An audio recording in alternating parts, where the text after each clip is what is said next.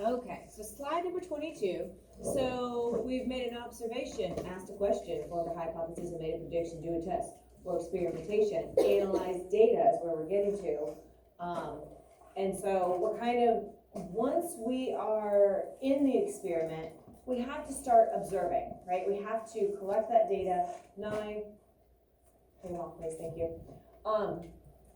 So obviously, depending on the experiment, sometimes all you're doing is observing, right? Sometimes you're actually collecting data. So it just kind of depends. Using your five senses, which is the one sense that we probably are not going to use very often? Taste, right? Now, Mr. Trainer, I think it was yesterday, just did his salsa experiment and like to test like hotness of the salsa, different peppers and things. So obviously there will be a few where taste is appropriate, but most of the time not so much, okay? So being aware of what's going on is a huge part of having a successful experiment. And I think that's just common sense, right? Hopefully.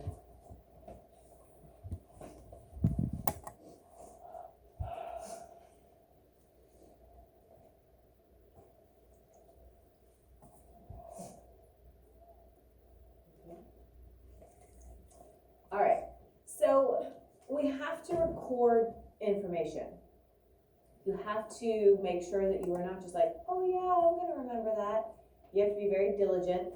You can do it lots of different ways. You can have it written down. It can be a video recording. It can be an audio recording. I know one of my son's doctors, my son got hurt all the time when he was in high school, elementary, junior high, high school, the whole time. And one of his doctors, he would, at the end of the appointment, he'd whip out this little mini recorder and he would just like do like a quick little synopsis or summary of the appointment, you know, saying who it was, the day and time, and then like what, you know, what he discovered during the appointment or whatever. Then that would get given to, you know, his transcriber, and that person would put that into like digital notes in a computer form. So that was something really nice. Like a lot of times you'll see doctors like typing stuff in. He's like, I'm not doing that. Like, I'm just gonna talk. And so I thought that was really cool. That's one way you could even do, you know, record what's going on during an experiment. So it doesn't have to just be written down, but it has to be something. So if you look here, this is my set of notes for this unit. Every unit, like I have organized obviously, so I know what to give you, how I've done things in the past, but I have Post-it notes, different examples, things that I'm like, oh, I'll remember to use that example next year, and then I would never remember. So finally, it took me a few years, but I got smart, and I started putting things on Post-it notes just to remind myself. And a lot of times I still remember, but every once in a while, I'll be like, oh, what was that good example? And then I look and I'm like, oh, yeah, there we go. Right? So it's just a way for you to be able to look back where even when you think you're going to be able to remember, a lot of times you can't remember. So it's very important to be thorough. A lot of times, if you're doing kind of a long-term experiment, things will be written down in a journal. I know like in all of my classes in college, I was a biology major, so you know, I had a year of chemistry, a year of organic chemistry, bio, zoology, like all these different classes, and they all had labs. Each one of those classes, I had like a lab book. And so for the whole semester, that's what we did our labs in, was working out of putting all of our data, all of our material, all of our activities in that lab book for that specific course. And so that's a little bit more extreme, you know, than what we're gonna do, but typically you'll have a lab sheet, and that's what you'll be recording your data and working off of as we do an experiment. All right, you also have to take into account, is the experiment ethical? Did it follow rules of being fair and honest?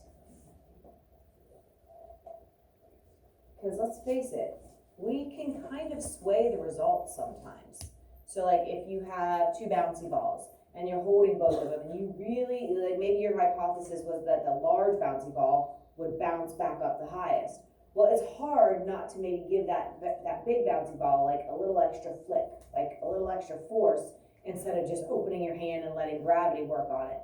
Maybe you do that with the small one, but the big one you're like, boop, like just give it a little help, right? Because you want to try to prove your hypothesis. That's not ethical, right? You're not doing the experiment to prove your hypothesis. You're doing the experiment to find out the actual results. Whether or not your prediction and your hypothesis is proven to be true or not, you still want accurate data, all right? So it's considered unethical if you kind of tweak or how you're doing the experiment kind of affects your results, okay? The other thing, don't lie about your results. Why are you even doing the experiment if you're just gonna lie about it? Just lie and say the results you got and pretend you did the experiment, right? So there's no point in doing the experiment and then lying about it. Okay, record what really happens, even if it's not what you expected, even if it doesn't verify your hypothesis, that is all okay, right? It's not the end of the world. We still learn, we still know more now. All of that is just information for us, okay? All right, so the last part of the scientific method that we're really gonna kind of get in and practice is the analyzing part. And this is typically where you take the data and you make a graph, okay? So analyzing is studying and examining so that we can kind of interpret and see what it's trying to tell us. So the data's there, what is it saying? Because if we have this beautiful, wonderful data, but we can't understand it, or we don't interpret it, we don't analyze it, then again, that's kind of a waste of time. Right, so we can create tables, charts, graphs, and all of these will help us to kind of identify trends and patterns within the data. Because typically there's something kind of obvious. If you just have a scattering of numbers, it might be hard to find out, like to find a pattern. But if you graph it, you can see, oh, it's definitely increasing, or oh, it goes up and then it goes down. So it makes it more visual and easy to see that data. Kind of puts the numbers into almost like a picture, so it's easy to kind of jump out at you. So there are some specific rules to graphing, and so we will talk about those later this week. And then throughout the year, we're going to make graphs most of the time when we do our experiments.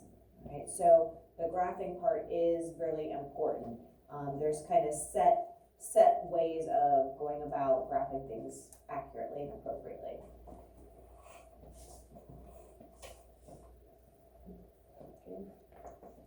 Okay, so after we have collected the data and analyzed the data, now we have to form a conclusion. Okay, sometimes you'll hear it called draw a conclusion. It doesn't mean like you're drawing a picture. Draw means like come up with or create a conclusion. Bless you. Thank you. So you have to make sure that you answer or explain in this what actually happened. Was it what was expected? Did the results prove or disprove the hypothesis?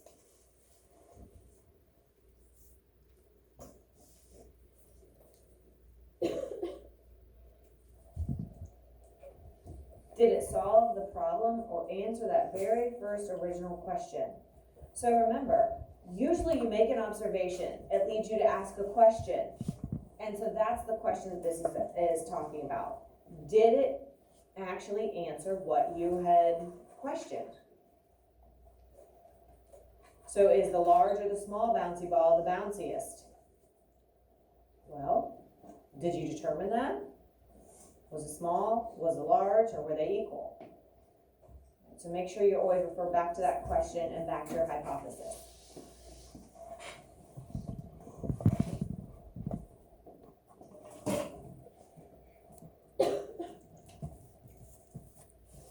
And then finally, did I go too fast? Everybody good?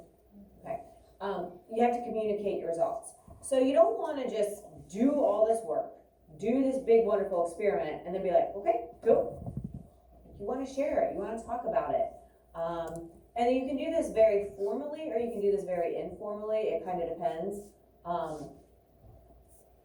But you definitely want to share your information. So options, you can write a paper, which, right, nobody really wants to do that. But there are scientific journals where scientists publish their work, and a lot of times it's their way of informing their scientific community or maybe even the medical community of a new treatment or a new practice or some new finding that could be very beneficial to other people as well, not just like, oh cool, we did this experiment, but what did you actually find, and how can it be helpful to people in general. You can give an informal or formal speech. I know when I graduated, like to end my science career as a student, we had to do a capstone project, and so then you have to present that to the whole department.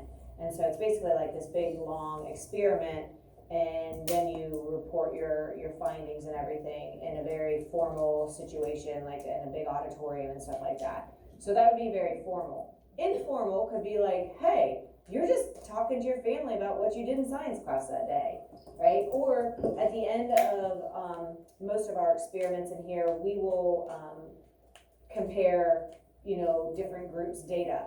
What did you guys find out? What did you find out? And then we'll talk about differences. We'll talk about, because you should have all been doing the exact same experiment if you followed all those procedures. And so we'll just talk about it kind of informally as a group. So it doesn't have to be big and fancy. So you can also give like a demonstration, have visual effects. Sometimes video recording, like if you're not comfortable getting up in front of people, sometimes you can do a podcast. Like there's all kinds of ways now that you can put your information out there.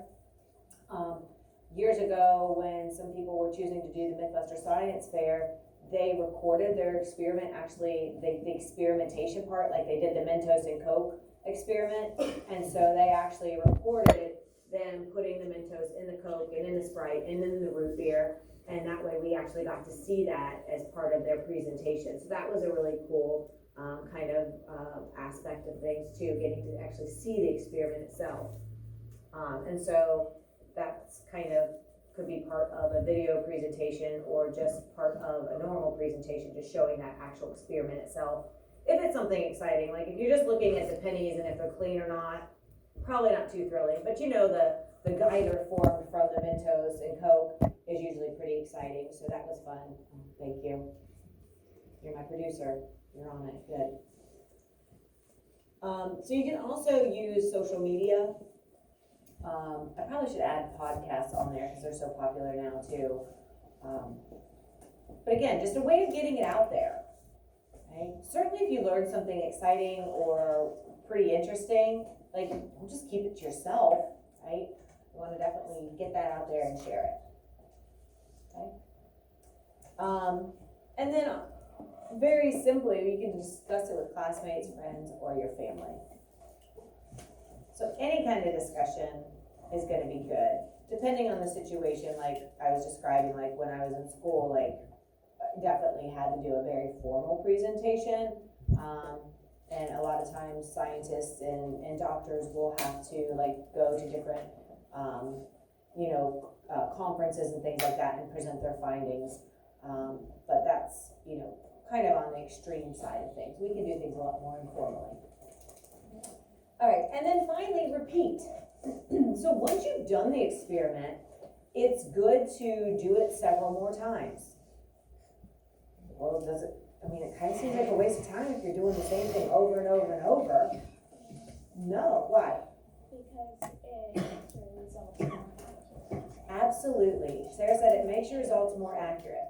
Okay, so in here, I said we kind of cheat a little bit, right? Oh my gosh, talking about cheating in class. Well, we kind of do. I said we cheat with the research part because we cannot spend weeks and weeks researching topics. Like I have to give you the background information, not have you go research and figure things out. So that's one way we cheat. The other way we cheat is that usually we're gonna have at least 3, 4, 5, 6 groups doing the exact same experiment all at the exact same time. And so instead of like Sarah and Tucker doing the experiment 3 times, we're gonna have one group do it, each group do it once, but then we'll compare all the different data. So it's a way of kind of saving time and getting around it, but realizing if we were trying to do a real experiment, we would need to do it multiple times. And we call these multiple times trials. So you do the experiment at least 3 times or 3 trials for the exact same experiment without making any changes, following those exact same procedures, making sure that you're getting those exact same results. And if you don't get the exact same results, what happened? What changed? What caused the difference?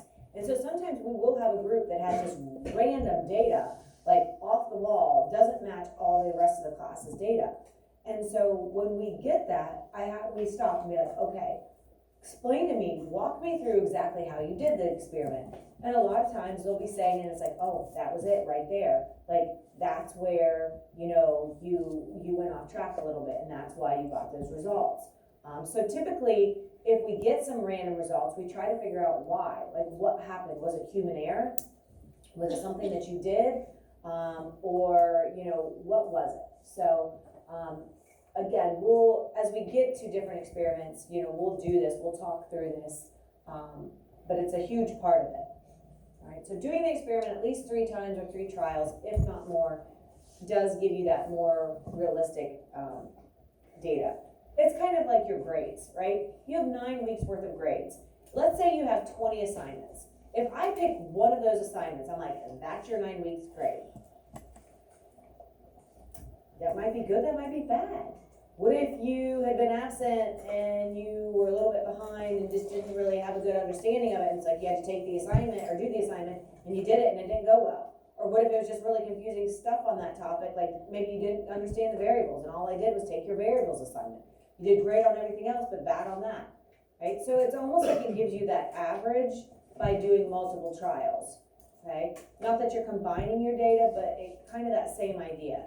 Like, a lot of you kind of had some shocked faces when I said if I count just one of your grades. Ooh, most of the time people want like multiple things to kind of influence their overall, right? So 3 times at least. And again, we get those accurate results that way. We want to get them the same every time. And others should be able to repeat the experiment and get the same results that you did. It's not a matter of everybody kind of doing their own thing and like being like, ooh, I'm gonna try this and I'm gonna do this. It's not like free range experimentation, right? We definitely want everybody to be doing the exact same thing, and that's why those procedures are so important. And again, this should all be common sense. It should all be things that sound familiar to you. It's not anything brand new or shocking, I would hope, right? And so again, this is just kind of showing a couple visuals with our variables. I'm gonna stop this and we're gonna start in